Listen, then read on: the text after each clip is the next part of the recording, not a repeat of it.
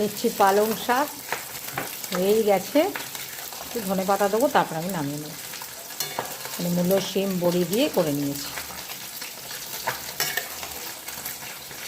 এদিকে হচ্ছে কাতলা মাছ ভাজা ভেজে নিয়েছি, করবো মাছের কালিয়া।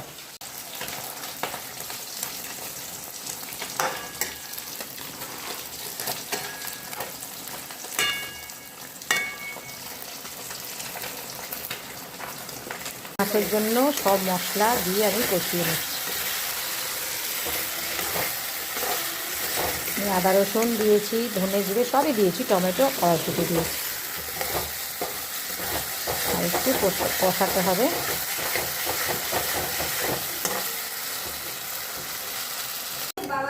হয়ে গেছে আমার মাছটা।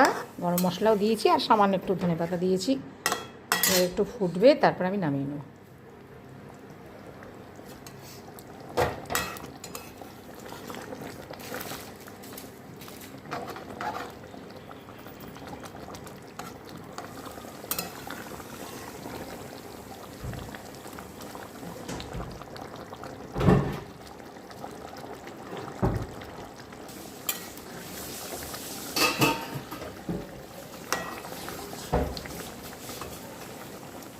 আমার রান্না, আমি ভাতটা বেড়ে দিলাম।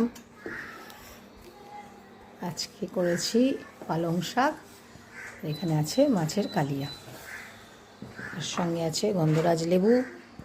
আজকে দুপুরের এটাই লাঞ্চ।